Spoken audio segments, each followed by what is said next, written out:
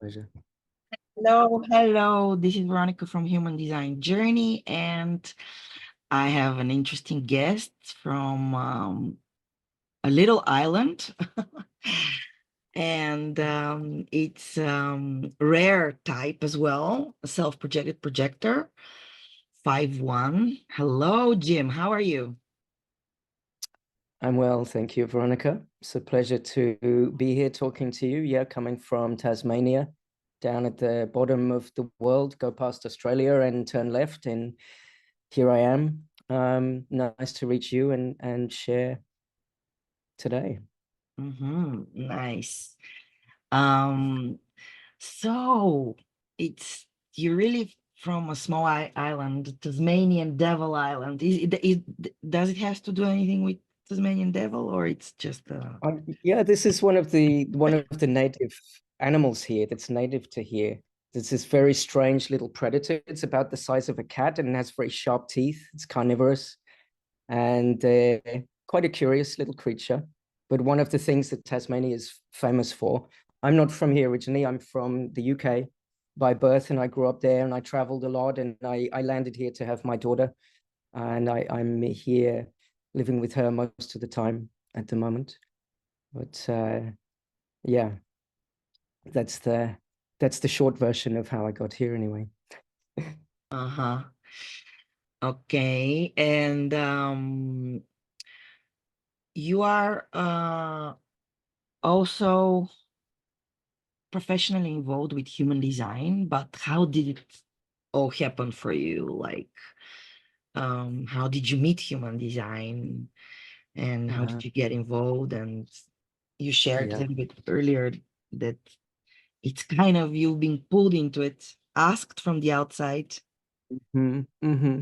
Well, of course, as a projector, this is a part of the journey is always going to be something that comes from outside, the invitation, how whether it's direct or indirect. And there's many layers to the invitation that's pulled me to the place I am now, where I'm working with human design now. I'm an analyst. I do guiding and mentoring, and I'm teaching with Human Design America. But it's been quite a long journey. And the first time that human design reached me was when I was in the early 2000s. I was in India. I was let's say, a spiritual seeker.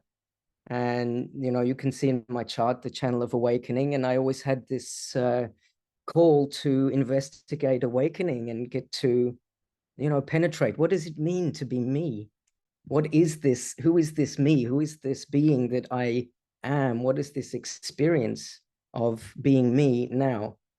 And so my curiosity led me in my early 20s to India and to follow the various parts there, meditation. I did many, many years of a lot of meditation, explored the yogas and scriptures and different things. I went to the places, and somewhere along the way I met astrology and began to study astrology. But the teacher had been close to Ra at one point and mentioned human design to me.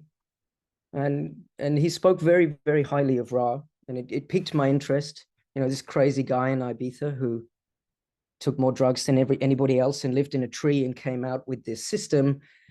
And then he told me how much it cost to get to go through all the training.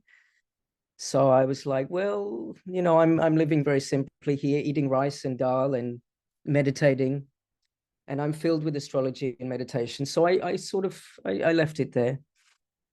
And in 2006, somebody actually showed me my chart and told me a little bit more. So this to me was when I was invited to begin with the experiment, in a sense, and still, a very basic initiation.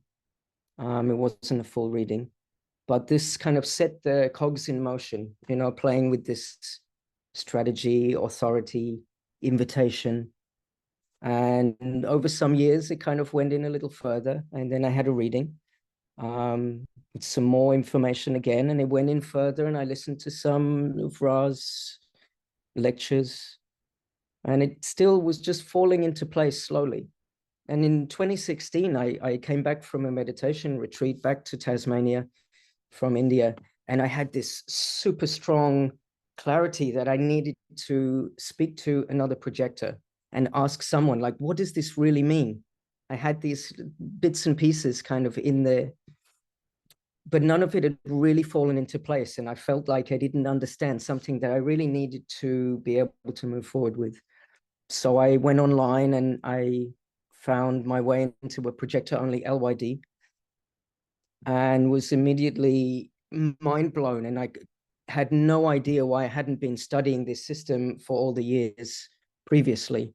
And since then, I've more or less been studying all the time and learning through, taking in the information and reading and watching and most importantly, experimenting really as radically as I can in my own life and learning from the mistakes, as well as realizing what really works and what really is me. And of course, going through certifications and courses and as a projector, learning through the other. I like to get the charts of anybody that I'm around, whether it's, my daughter's school friends, or I've even done it with taxi drivers where the conversation comes up, what do you do? Something like astrology. They give me their chart and the taxi driver gets a reading, these kind of things. So using everything as my kind of learning ground for human design, which is just what I love to do. And the more that I'm doing what I love to do and that I'm drawn to, it seems, the more that I'm recognized and invited for being able to bring something to others through human design. And here we are at the present day with, with my work and being asked to teach and work with other people professionally. So yeah, that's the story.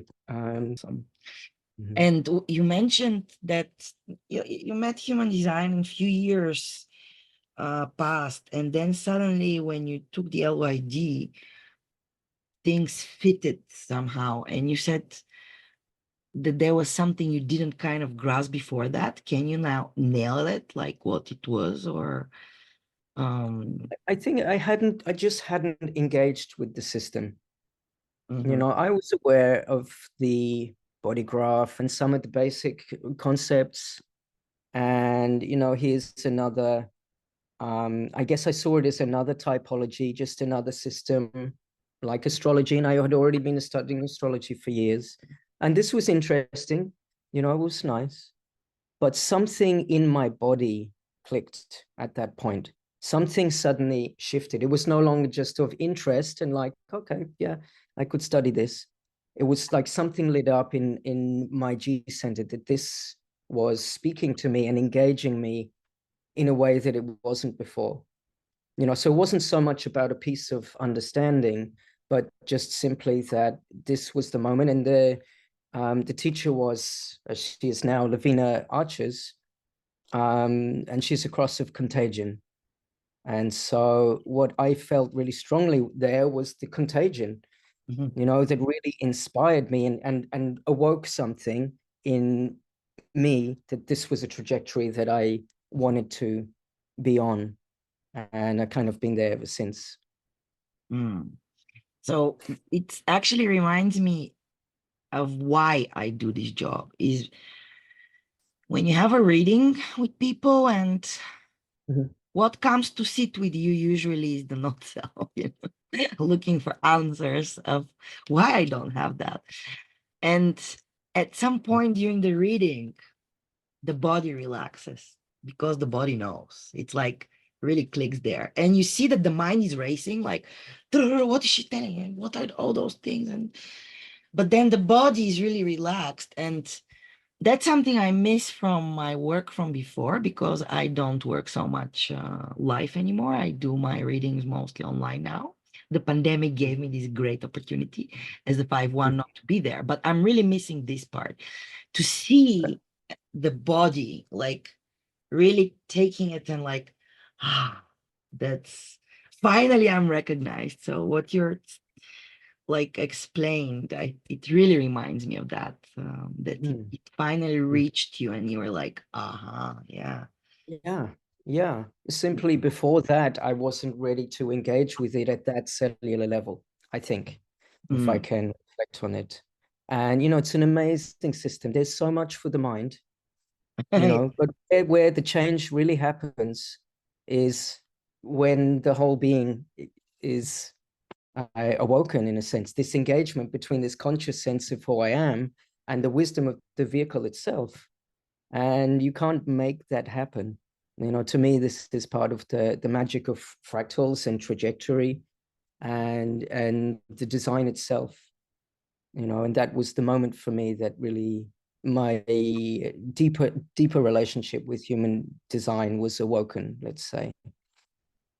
Yeah, awoken. Actually, if we look at your design and you have like the channel of awakening, could you tell us something more about it? Because it's your only channel and you're really the epiphany of that, right?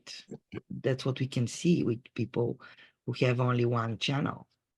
Yeah, well, that's what I stand on in life, let's say. That's the one thing that I can rely on, is that there's myself, my sense of who I am and what it is to be me in the world has something to be expressed in the now. Um, it's a design of commitment to higher principles and commitment to the correct behavior as an expression of self-love. This is gate 10, and in the now, gate 20. So I think even before human design, these themes were very apparent to me. And my journey through different spiritual paths and inquiries was all about looking for some kind of awakening, some kind of deeper relationship with what does it mean in myself? What's the truth of this being? Who am I and who am I not? So I can get disentangled from this. And it's a process I feel of being very present in the moment. This expression of who I am now is very much about this moment. I don't have defined awareness centers. I did a lot of work with John Martin at one point, and he called it the gift of no awareness. I mean, of course, I have these centers. We all have all the centers, but my truth comes from this real expression of the higher self in the moment, and learning not to interfere with that and not to be pulled away by the fears or the thoughts, or avoiding confrontation. All of these themes has been a big part of being able to move more and more deeply into my own journey. Learning to trust and allow that expression of what it is to be awake and alive as myself in this moment. And then as a projector, learning where am I invited to share that? Where is the opening in life? Where is the opening in others to express that? So yeah, I mean, that's sort of my take on it. And as a self-projected projector, it's also one of the very rare authorities. And it's very much connected, like expressing yourself through your voice and Yeah. and having soundboarding people. Can you tell us something more about that and how it works Yeah. for you? Yeah. Well, what I'm relying on to know what my truth is something that's being expressed, and it's spontaneously expressed. In my case, the channel is not fully conscious. So firstly, it's nothing that I think about. I have a number of gates defined in the throat. So there's several voices there. I can communicate in different ways, and I have a lot to say at different times. But a part of it is really learning to recognize, when does the higher self speak? When is this expression coming from who I am, coming from what it means to love myself? And again, John Martin was the first to really point me back to this. It's about the frequency of the voice. It's about the frequency of what is coming out into expression and learning to listen for the clarity of that. It comes from the chest. There sometimes can be a certain sense that it's really coming from my center. It's the center of the body graph for all of us, the G. And when it's really coming from my center and it's clear, it's strong, and it's not, let's say, interfered with. The mind can always have its ideas about, well, this is what I really want my truth to be. And all the conditionings that can be there. And of course, I have those just as anybody else. And a part of the journey is coming to recognize that, well, this is my voice of truth. And in my case, the voice of truth is literally the voice of truth. So learning to hear it and hear that clear and strong tone, it's like, that's what I'm doing, whether I expected it or not. And learning not to interfere with it, and to learning to catch the ways that the mind likes to interfere. I'm really excited about this opportunity, so I can easily have that come out of my mouth, but it's not my authority. And one of the clues that I, in the early days of really diving into this, was that any kind of like ums and ahs, and when it gets vague and maybe and well, sort of, I think that perhaps this isn't the authority. If we look at the design, it's coming from the higher self. The higher self doesn't sort of tiptoe around stuff. It says, this is my truth. And when in the space of a spontaneous arising of that voice, usually it's some kind of space where there's recognition on the other side, where there's some kind of invitation to speak. Then I'm learning to really listen to that and trust it, even when it doesn't make sense. As we all are with our authority, sometimes it completely defies logic or rationalization. I don't know why I'm doing that, but that's what my truth is. So this process of trust.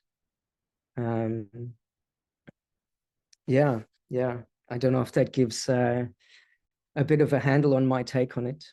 And so it's very much connected to the voice and to the feeling of joy as well.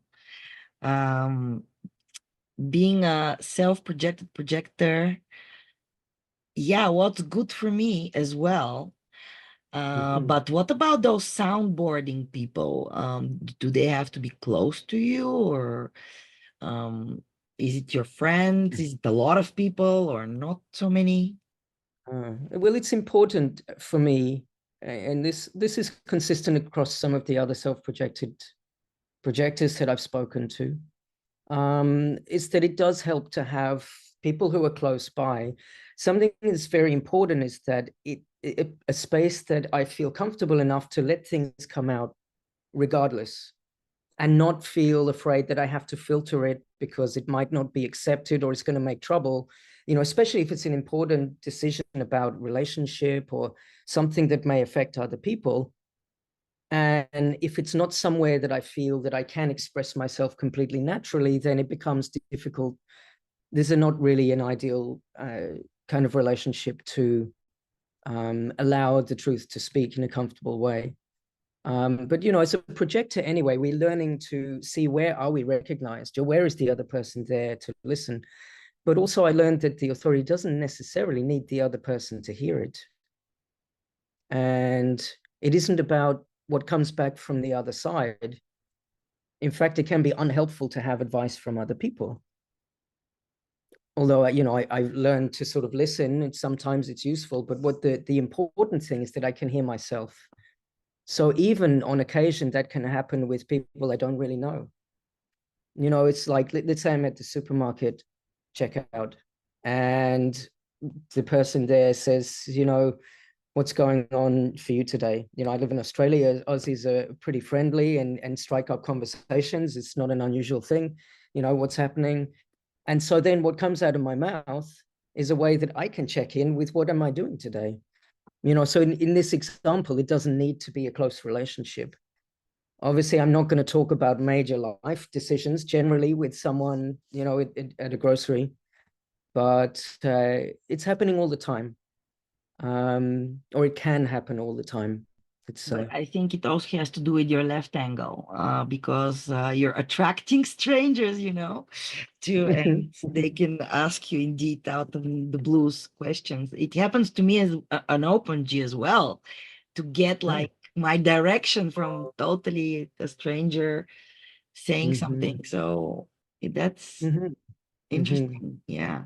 And Yeah. indeed, about the 5-1, do you um kind of recognize people from old forces, and what is your feeling about that um kind of Can you say that again in a karmic different? it's a karmic profile, so uh you kind of, Mm.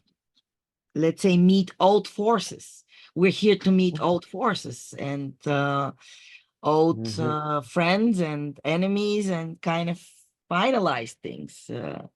How Mhm. has that turned up in your life, or has it? Maybe not yet. Mhm. Mhm. Well, I resonate with this way of looking at things. You know, I it's not my knowledge set to really dig into the kind of language of karma and soul ties and connections and these things, but I do feel for myself in my own experience that these fractals of connection are very, very real, and that there are these threads of deeper connection with people that I meet, and that a lot of the most profound life lessons, either the joyful ones and the ones that I would quite happily choose, or the ones that I would not, these karmas one way or another that invites some kind of moving through a relationship to evolve, that these reflect deeper karmic connection in some way, or deeper soul connection in some way, and that the resonances of certain relationships um, are coming from a deeper place than this lifetime. That is my sense, certainly. And that somebody that I maybe met for the first time can actually have a very deep connection with me. And equally, people that I have spent time with and been around a lot, there can be very little connection there at all. So I guess this is sort of has a bearing on that. I certainly see as a 5-1 that when people get too close to me, it becomes a lot harder for me to influence them. My daughter is not interested at all in hearing about her design, or the people that I sort of see in any regularity as friends become less interested in that. And then it becomes a different relationship. It's fine, of course.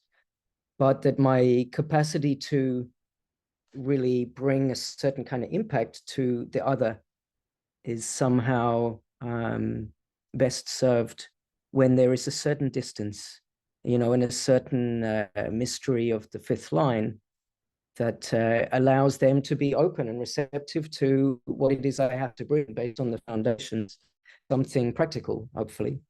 Mm. I wonder if that resonates with your experience of the 5-1 Oh, very profile. much. Yeah, very much so. Yeah. And I want to hear something about, if you're open to that, of course, about what is it behind the curtains.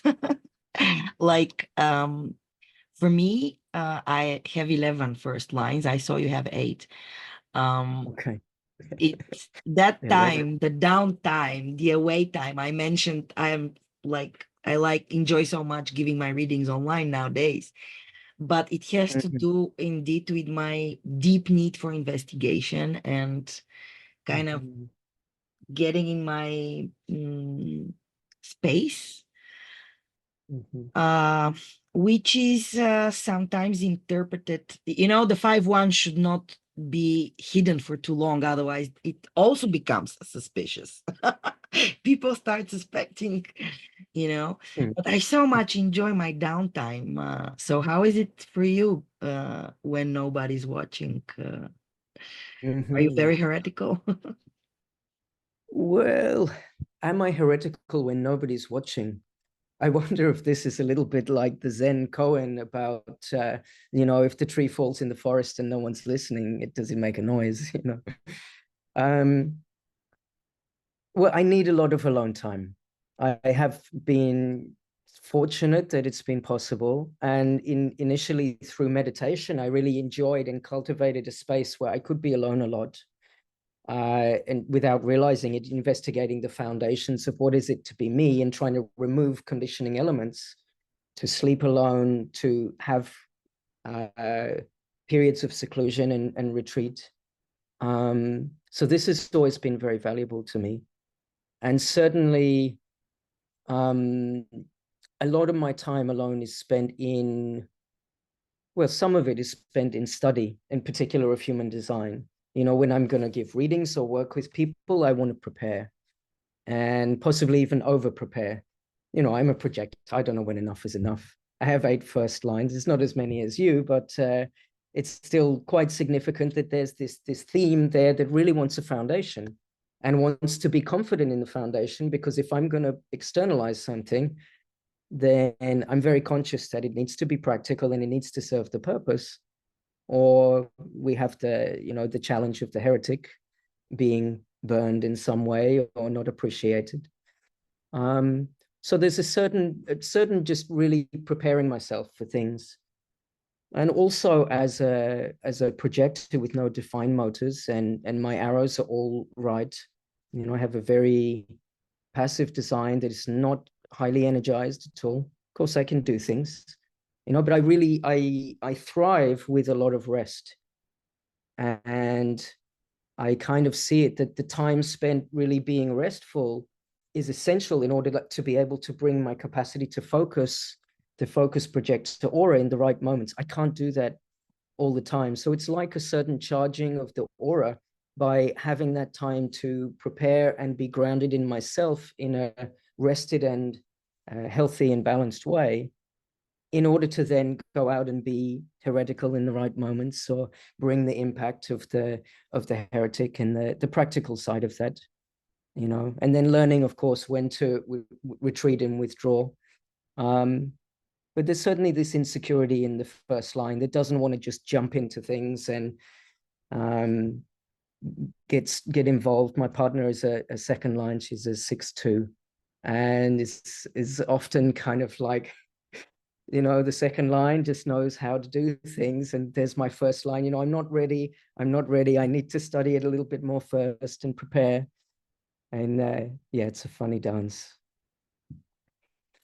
Yeah. I don't know if that answers the question, but Mm-hmm. Yeah, my partner is also 6'2". So I know, yeah, what you're talking about. Also, my daughter is a 2-4. Those second lines they so small. don't understand why we need so much studying and preparation, indeed. Different process. Yeah, very different. Um, and being um a heretic, and did it happen to you to be burned at the stake? And um Yeah. how do you feel the projection field in general? And did you feel Mm. the the angel versus the devil perspective from people? Yeah. Yeah, absolutely. And of course, as a fifth line, conscious fifth line, I've been learning over time to work with that. It's a mechanical feature of the life that I live. So there's no kind of changing it. But there's this awareness first of like, well, when people come towards me, I know that they're seeing something. If they're engaged, maybe they're just seeing a regular guy going about his business, and then I know there's no kind of deeper recognition. There's nothing for me there. But some people are seeing like, oh, you're going to help me with my whatever it is. You're going to be my soulmate. You're going to fix my this or that. You're going to help me with my relationship. You're going to be this or that for me. And maybe I am, but it depends, how they come and ask me. And it's a part of discerning, am I really recognized? Am I invited here to share something? Do I have to manage this expectation? And there have been moments in the past, probably quite a few different levels, and even now, hangovers from my past life, where there are extreme projections that are, let's say, negative, that it's very easy to see what you want to see in the fifth line. Whether it's like this fifth line is going to be my savior, or this fifth line is the villain, and it's they're the one to blame because my life isn't working, because I had a relationship with them years ago and this went wrong, and now my story is all about how it's to do with the fifth line. It's something to carry, and my realization over time, I guess, is that when I'm correct and have a correct relationship, by bringing my authority back to where it belongs, and really listening to that the projections are projections that I can work with, and that they can be managed in healthy ways, in terms of not letting people believe too much that isn't really there, seeing it coming and saying things in a way that doesn't encourage some kind of savior story that I'm then going to disappoint the other person. Yeah, so it's a thing, and I'm still learning. It's always there. Yeah, isn't it? And how about your daughter? Does she as well put projections on you, according to you? And um, also the expectation goes both ways, right? It also goes from the fifth line out, expecting things from people, and then if you don't make sure that they know, which is the same as the other way around, like when people expect something from you, if you don't ask them, like, what are your expectations? That's what I noticed. A lot of things don't get said, and then the projection field gets a thicker Maya rather than clarity there somehow. It's a really great observation. I mean, I think the communication is a part of I don't know if it's the right word, but what I said is managing, but that communication is very, very valuable in the right moments, to let people know what you can and cannot do, and to be aware of what it is that they expect of you or hope you might be able to bring. And yeah, when it comes to important people in our lives, like our children, but they're not exempt from it. And it's interesting with a child, obviously, we watch when they're very young, they look up, you're just a part of them. You might as well be their arm. Their mother, it's always there, or their father has this role in their life that they really think is a part of who they are. They don't know you're a separate person yet. And then slowly over time, they see this, but they still idealize you. You're this like godlike figure. And then they start to realize that you're a human, and perhaps you can make mistakes, and that you can do things that they don't appreciate, and so on. So yeah, the projection field is still there. And obviously with a long-term relationship like we have with children, there's room for this, developing this communication, in which I'm feeling with my daughter, who's now 14, that it's a slow process of trying to communicate with her in a way so that she knows who I am, in a way that is also about appreciating who she is.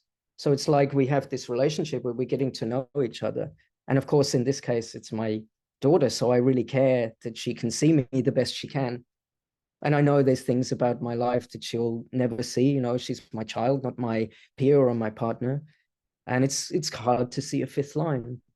So I'm sure that there are projections there. And over time, there's a certain ongoing process of communication, to understand each other and develop that together, and hopefully a lifelong relationship. It's not always easy. Teenagers, I mean, my daughter's 14, she's like not super interested in who I am right now. He quite often thinks that I'm an idiot and an old man who doesn't know anything, and perhaps sometimes she's right, but yeah, still there it is. My daughter is also 14. Okay, Yeah. same year, same profile. What kind of invitations do you get? Is there some pattern in them? Um, did you notice something similar in people who look for you, actually? Hmm. Well, it depends where it is in my life, I guess. I mean, for me, invitations that are going to be the juicy invitations are the ones that recognize who I am. And who I am is all about my definition, primarily. So when I'm invited to be me, then this is something that lights me up, you know. And a projector can be invited to many things. I can be invited to be friends on Facebook, but it's someone's just trying to sell me something. Or I can be invited to work, come and work with us. We're building a wall. It's like, I've done some of this work in the past and I like putting stones together, but working on this kind of thing, that doesn't recognize me at all. So the recognition, the invitation that really lights me up and resonates is when someone invites what I see by being myself, and I like guiding people. I really enjoy the invitations where there's a recognition of my foundation, as a third line, and recognition of my capacity to express something. I have something to say. My higher self has something to say, and when people want to hear that, um, especially in regards to bringing something practical, then this is the theme that is the most rewarding for me, and the kind of invitation that really stands out. I think whether it's my daughter asking me what I think about certain situations she's in with friends at school, or someone approaching me on Facebook and saying, I really liked your comments and I wonder if you offer readings. Can you offer me some guidance? Or whatever it may be. But these spaces where the invitation is to be me and express something to the other. So yeah, that's the main theme that stands out. And when the invitation is withdrawn or there is no more energy there, like what do you feel exactly? How do you know when to stop? And because it's part of being a projector is you have an open sacral, so it's kind of difficult to find your boundaries, but still, how do you feel like I'm now over the edge? Well, a part of it is about learning to familiarize myself with my own internal process, like to, this relationship with not having that energy that says, I'm done now. The life force doesn't start or stop. That's not my authority. I'm obviously experiencing the sacral themes in interaction and through, my connection with life. So part of it is about just being aware of where are my limits and being aware of where does my voice actually stop. Not feeling like, well, I actually should say more. I've got all these ideas and I want to keep talking, so I want to get them out. And then the other side of it is to be aware of the other. As projectors are oriented to be aware of the other, and I think it's possible to refine our capacity to see, when someone's listening and then their eyes start to glaze over, or they start kind of looking around or looking at their watch, then maybe they've heard enough and they're just trying to be polite and not say, okay, that's enough now. So yeah, it's a combination of these, tuning into, that's all I actually had to say, and also reading the room, let's say. And I don't know that I'm a master at these things, but it's something I think for all projectors to strive. It's like, where is the opening? Where do I still feel like this is something that is open for me to share, and where is it done? And professionally, when people come to you to readings, usually people come with some kind of a problem, especially to a 5-1, I guess. Um, to be safe, is it usually in their personal life, in their professional life, or relationship wise, or all kind of things? Um, like what are you best at? Would you say I'm best at guiding them on this level or on that level, or Uh-huh. Well, people come with all kinds of uh, situations.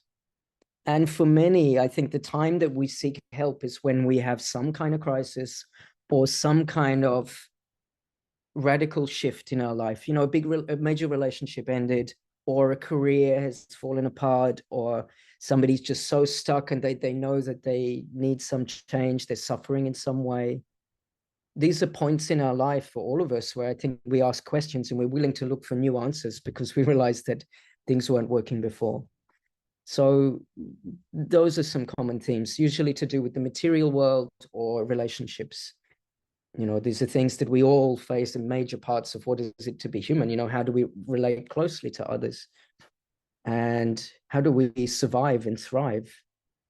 Um, so a part of it is this. And I also do work with the mechanics of the body graph and do sort of study sessions. And so sometimes people approaching me because they like the way I talk about mechanics. My interest at this point is particularly in really getting to the foundations of the body graph and the essential mechanics. So really foundational understanding of the strategy and the authority and the centers and the type and the channels and the gates and the lines, but really understanding the essence of it. So in the same way that my journey has been about understanding the essence of who I am and then taking that deeper and deeper with human design, what I'm doing in my work with the channel that I have is to help people to plug them into their own higher self in this moment. So to help them tune into their essence and their higher principles and their awakening with the language that can empower them to then continue to explore what that means for themselves afterwards. So this is a sort of essential part of my work, is getting to the foundations and the essence and giving people tools in a practical way to um, play with that empowerment and explore what that means for themselves. so what was like the biggest difference from your life before and after human design? What was the biggest change? Well, it's kind of hard to say when there was the before and after. I mean, I had, as I talked about, that one moment where I kind of really started to dive into the system. But, you know, in the beginning, at that point, I was just really excited. And the things that I'd played with gently, invitation and authority, were suddenly all sort of became front and center. Um, So I don't know that I have a before and after moment. It's kind of been like things were creeping in and percolating and distilling.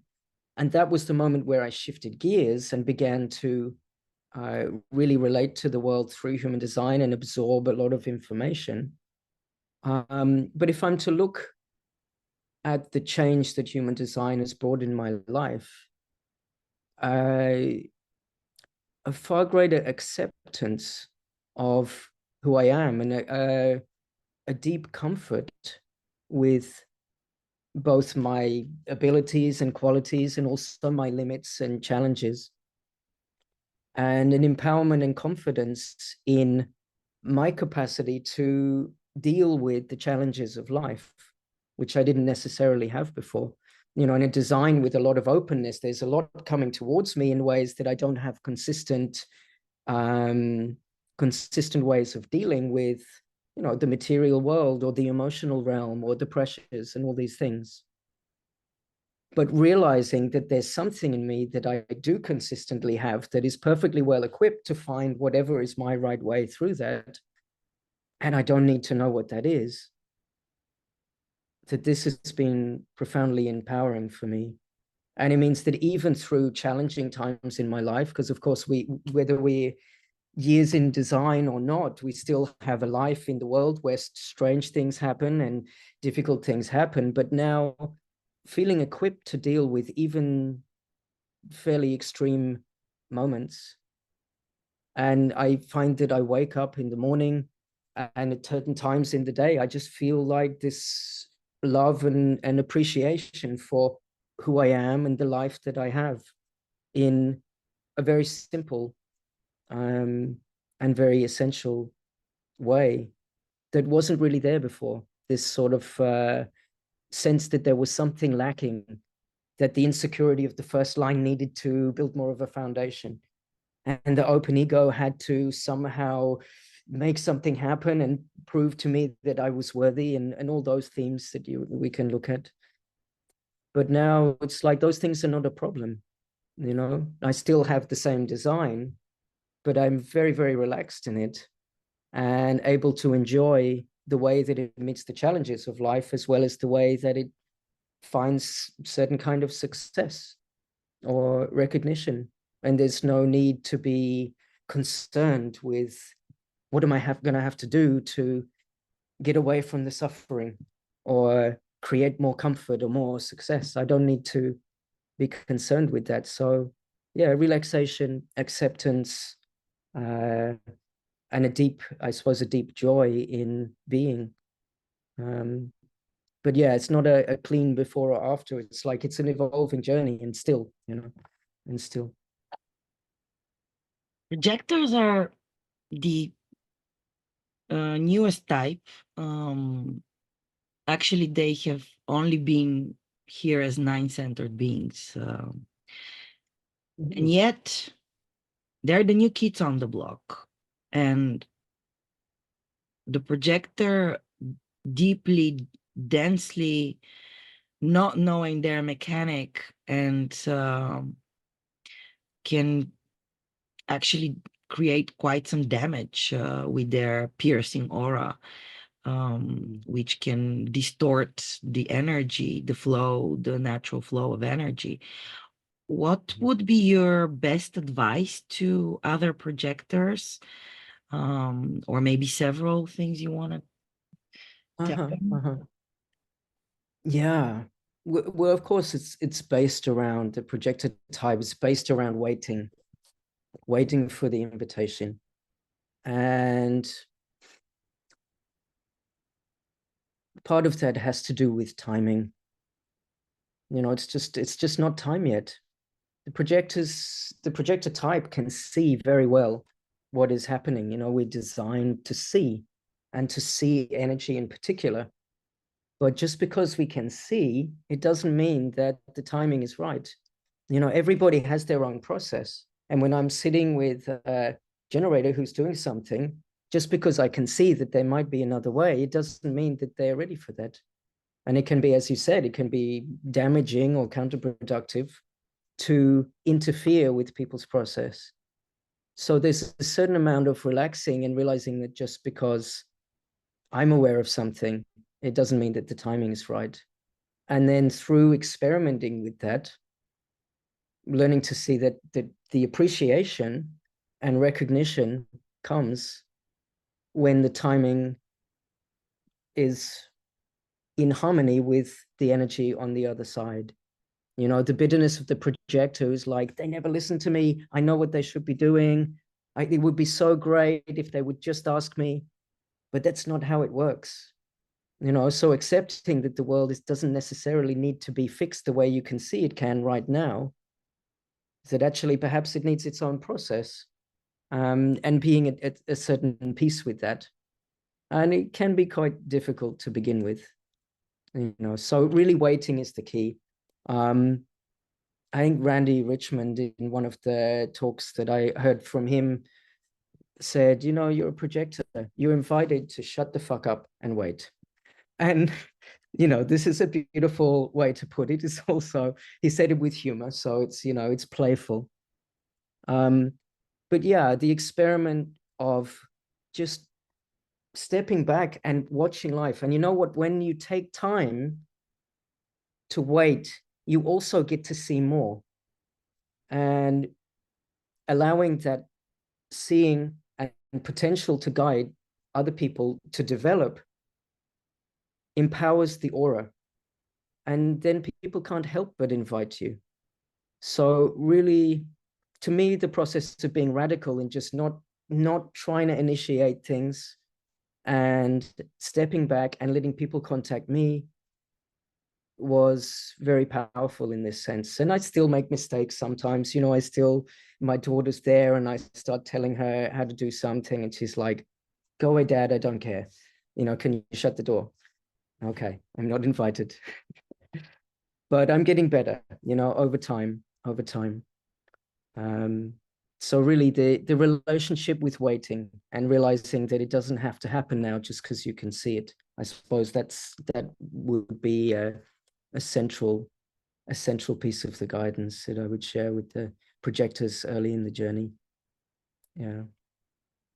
Yeah, projectors are still to step in their power and new role as invited and recognized and invited to give their input. And yet they're so needed to ask the right question. So as our meeting comes to an end, is there something that you want to, like, last words or something you want to say? Yeah. Is there something I want to say? Well, yeah, I'm deeply, deeply grateful for human design in the world and for all the people that are exploring it in their own ways and growing with this knowledge, of course, to Ra and to the teachers and people who've been a part of spreading it. And it's fascinating to watch how it's growing. And the message is out. Ra did such incredible work, and those close to him have continued that in various ways to get this knowledge out. And now we're really exploring it. And it's kind of like a brave new world of sorts. It's an unknown frontier.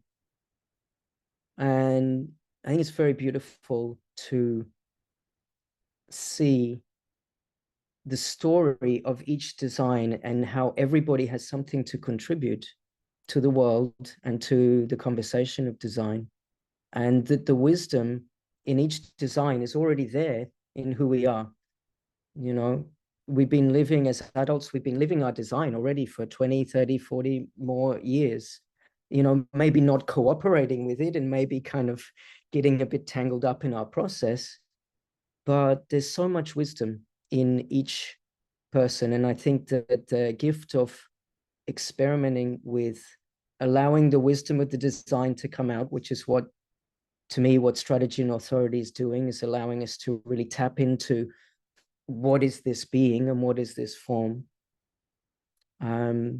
is allowing this process of bringing a greater wisdom into the world and bringing this deeper level of meaning to the human adventure in a world where a lot of strange things are happening. We live in crazy times, in so many ways. And there's a huge amount of challenges and suffering and things that many of us will agree are not the best, but by experimenting, each of us in our own way, we're getting in touch with the life as it is living us. And to me, that's something that brings a lot of hope. It's just a great joy to be a part of that process and share these conversations and the mechanics and to work with it and hopefully to, light more people up to finding their own way with this. So yeah, that's what comes out for now. Actually, I have one more question. Let's call it the bonus question. Okay. Usually I don't ask that to my guests. I try to keep it simple and show real the person. behind the body graph, but since you have one of the interesting crosses and puts the eyebrows high, and people are like, well, what does that mean? Could you tell us just a few words of what the cross of separation? Yeah, sure. Well, as a kind of a comedic coincidence, I seem to come into touch with people when they're going through separation. That happens statistically more than it should, but I don't think that we can really say that's what the cross means. My variation of the cross is rooted in gate 5. So it's all about just setting the rhythm. And I have a very strong relationship with the rhythms of life and my own rhythms and the rhythms involved in connections to others and moving into those rhythms and then having the space to step back from them and separate allows this capacity to see the patterns in a new way. In terms of the gates, it's 22 is open to relate, to connect, and then move into a rhythm. And then 35 is seeking some kind of change and progress and moving away. And 47 is reflecting, making sense of the experience, and some kind of realization comes, this, aha, that's what was going on. That's the wisdom of it, that experience. And sometimes they separate and come back into the same rhythm or the new variation of that rhythm. Sometimes I don't come back. My life has been characterized by moving into certain rhythms, certain relationships, and then moving out of them, and finding progress. So yeah, this relationship with the pattern and the changes in the pattern, and this need, this polarity between the fixedness of gate 5. I have gate 5 3 times consciously, and this relationship with that rhythm and waiting for life to move in the right way, just waiting with that, ready to progress and move forward in the right moment. And I suppose an interesting image for that is the music. I used to love dance music and techno and trance music and all this kind of thing. And there's this strong rhythm, gate 5. It's a repetitive rhythm. It's very fixed. But also there's progress and change, these layers and sounds and shapes through the music that are like a dance and a movement. So it's always the same, but it's always evolving. So stepping in and out of the fixedness to be able to allow the rhythms to evolve.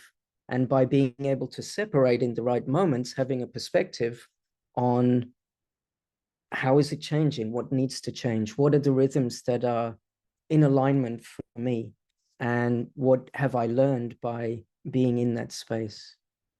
So yeah, this is sort of my take on it. I can't remember what it says in the book, actually. It's a variation of the cross of consciousness. So yeah, the rhythms of life.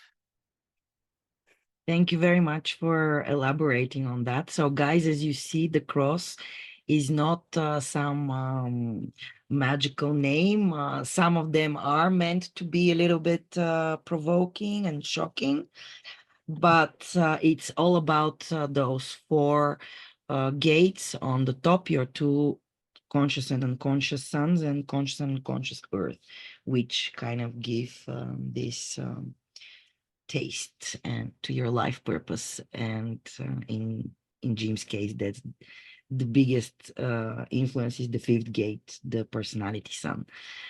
And wow, you described it so beautifully and really gave another layer of understanding. So thank you for that.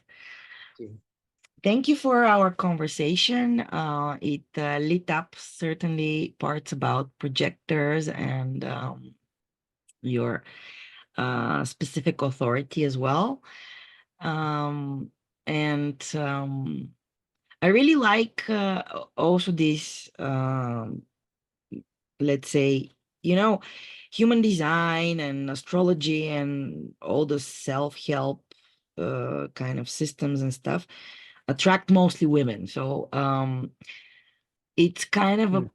a fresh air breath when there is also some masculine energy there, although in human design we know it's the yin and yang are also in the gate. So yeah. Uh-huh. Yeah, the But dance between all of those parts of the body graph, the yin and the yang lines through it all. Yeah, we all both, you know, we all have a mix of all of these things, and it's fascinating to see how certain mechanics carry these archetypal masculine qualities or feminine, or the dance between them. And it's yeah, it's really such a fundamental polarity, you know, in the biverse, let's say. yeah, but it's so important that this Mm. does not necessarily describe us like Mhm. I'm a male or I'm a female, and Yeah, we indeed absolutely. have both. And especially now with the new times when the new kind of um uh human is evolving, Mm. where it's less and less, we see it in the world, less and less definition put in the gender as a way, but it the duality Mm. is there and it's interesting. Well, it all takes place within the duality, and I see this as an attempt to move towards differentiation. You know, if you really want to be precise about how many genders are there, there's like 8 billion, because we all have a different composition of these primal polarity, and but that's not a very useful way to generalize. So, you know, I know there's different people have very different ideas about how we should treat this conversation, but to me, you know, it's about being yourself, and then that's who you are, you know, nobody else. And I can put you in one box or another and give you these labels, even say, well, you're a generator and you're a 5-1. It's still a label, but underneath that you're you know, these the labels have use. They're practical handles by which we can communicate and understand ourselves and each other. But yeah, it's a very strange time in this regard, and I think we're moving more and more towards living our own unique life, and having our own unique relationship with these fundamental elements, you know, that we all exist within. And it's a beautiful time to see as that unfolds, although there's some strange parts of the conversation as well. Oh, I love that. As you know, it's part of the purpose of why I make those interviews, is exactly to show that the map Mhm. is not the territory. We're like multidimensional. And I really loved that you said there are 8 billion mm, genders there. And yeah, it's true. It's human design is about differentiation and allowing us to be who we are. So Yeah. thank you again for this meeting. And guys, if you resonate to Jim's energy, or let's not say energy, but empowering way of communicating and expressing himself, uh, and you feel that that could be your guide, please feel free to contact him. I will leave his connections and contacts under this interview. Thank you so much again for seeing us from all the way from Australia. A It was pleasure. Great very to talk to nice to connect, and you. hope to connect some more. Bye Mhm. for now. So, thank you.